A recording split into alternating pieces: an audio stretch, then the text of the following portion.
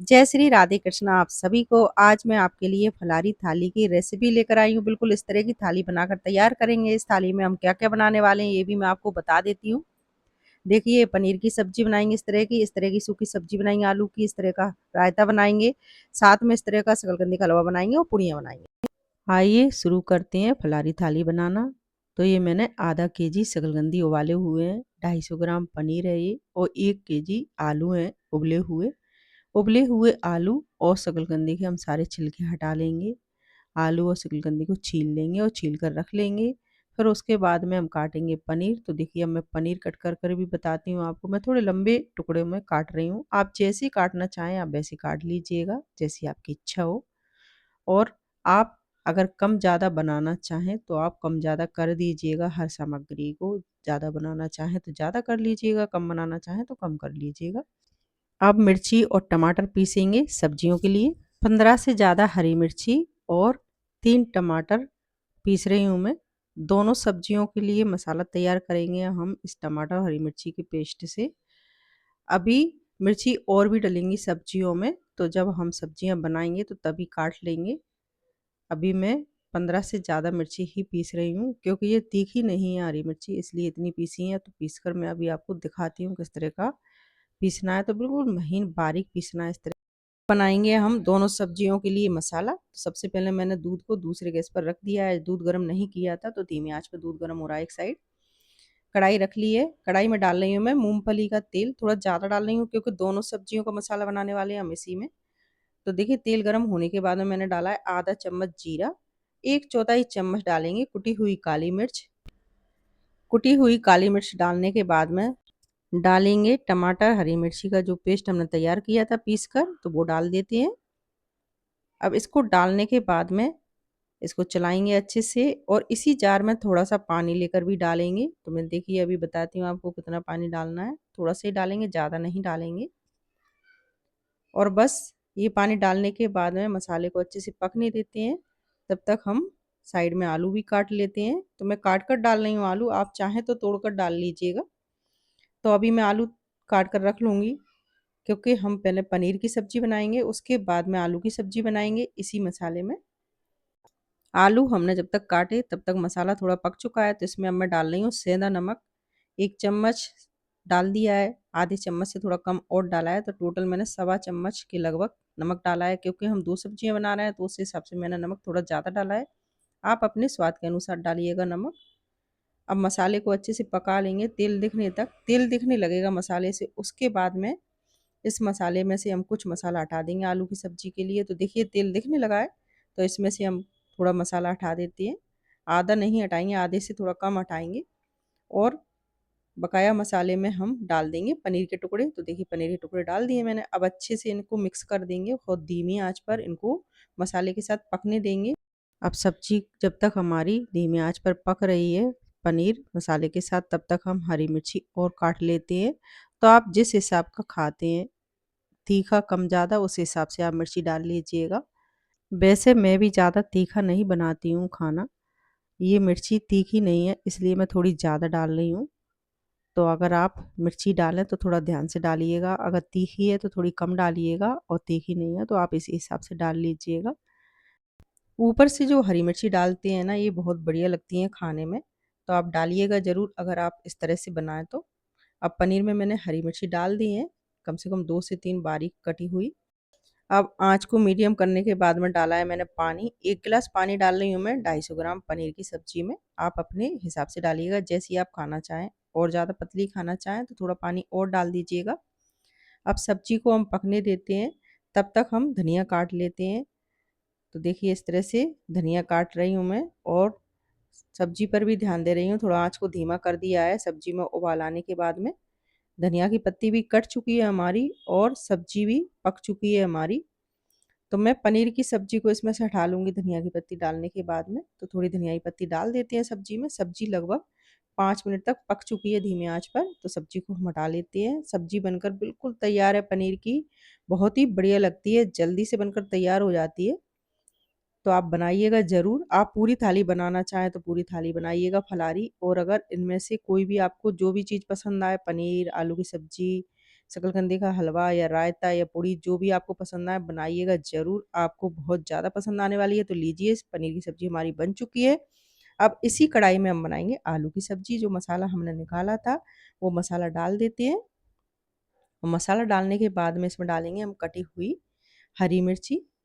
तो देखिए, हरी मिर्ची भी डाल दी है मैंने। अब मसाले को अच्छे से भून लेंगे थोड़ा सा मिर्ची के साथ। अब इसमें हम डालेंगे जो आलू काटे थे हमने उबाल कर, तो आलू डाल देते हैं और आलूओं को मसाले के साथ अच्छे से मिक्स करते हुए भूनेंगे। अभी मैं थोड़ा सा पानी डालूंगी, बिल्कुल जरा सा, ज़्यादा नहीं डालेंगे, बस इतना सा डाला है। मसाले के ही बर्तन में लेकर थोड़ा सा पानी डाल दिया है। अब आलूओं को अच्छे से भूनते हैं धीमी आंच पर, कम से कम 2 से 3 मिनट। तो मैंने थोड़ा सा 1/4 चम्मच के करीब नमक और डाला है, क्योंकि हमने आलूओं के लिए थोड़ा मसाला कम बचाया था इसलिए। अब 3 हरी मिर्ची और काटेंगे महीन बिल्कुल, जब तक आलू हमारे भुन रहे हैं तब तक। तो ये मिर्ची मैंने काटी है रायते के लिए। मिर्ची जब तक काटी तब तक हमारी सब्जी भी भुन चुकी थी आलू की। तो धनिया की पत्ती डाल दी है, अच्छे से मिक्स कर दिए और देखिए सब्जी बिल्कुल बनकर है तैयार।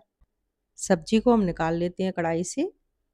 है ना बिल्कुल आसान, बिल्कुल सिंपल तरीके से बहुत ही स्वादिष्ट सब्जी बन जाती हैं। इस तरीके से अगर बनाते हैं हम तो एक मसाले से 2 सब्जी बन जाती हैं बहुत जल्दी से। अगर कम टाइम है, जल्दी से कोई थाली बनानी है फलारी, तो आप इस तरीके से बना सकते हैं। तो सब्जी हमारी तैयार है, तो इसको रख देते हैं साइड में।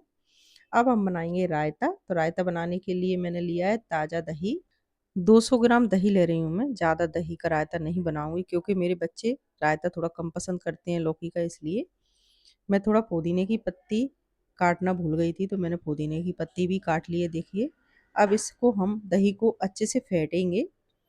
तो देखिए, दही को अच्छे से फेंट लेते हैं। दही हमारा फिट चुका है। थोड़ा सा पानी डाल लेंगे, ज़्यादा नहीं डालेंगे पानी, और इसको थोड़ा सा और फेंटेंगे। उसके बाद में इसमें हम डालेंगे उबली हुई लौकी। तो मैंने लौकी उबाल कर रख ली थी, ये देखिए लौकी मैंने उबाल ली थी। 200 ग्राम लौकी उबाली थी। लौकी थोड़ी कम रह जाती है उबलने के बाद में, तो मैंने सारी लौकी डाल दी है।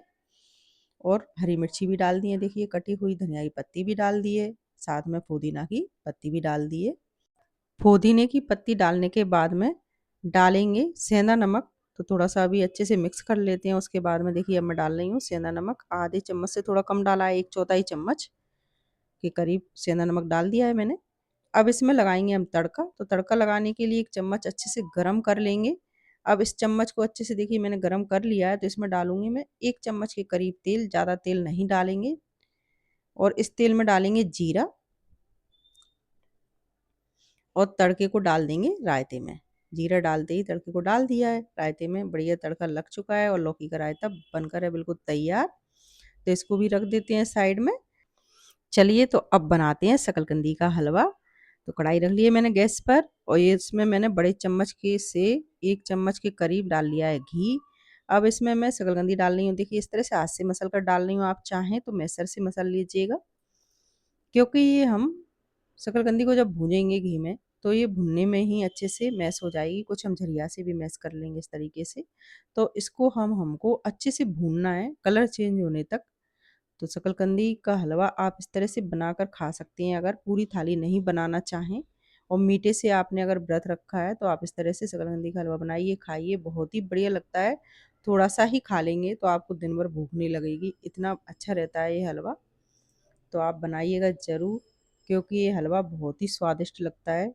मुझे तो बहुत ही ज़्यादा पसंद है। तो मैं तो ज़्यादातर बनाती हूँ शकरकंदी का हलवा।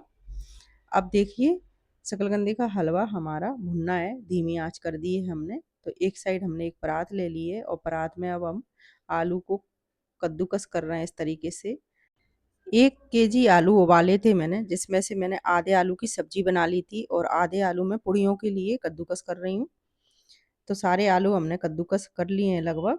देखिए, तो आलू कद्दूकस हो चुके हैं। आलूओं को कद्दूकस कर लिया है, और हलवे को भी हम बीच बीच में देखते जा रहे हैं, जिससे कि वो लगे नहीं। चला दिया है, धीमी आंच पर पक रहा है हलवा। अब मैं आपको दिखाती हूँ। कूटू का आटा, इस तरह के पैकेट मिलते हैं मार्केट में, किराने की दुकान पर मिल जाते हैं बड़ी आसानी से। ये व्रत में चलता है कूटू का आटा। तो ये 200 ग्राम का पैकेट है।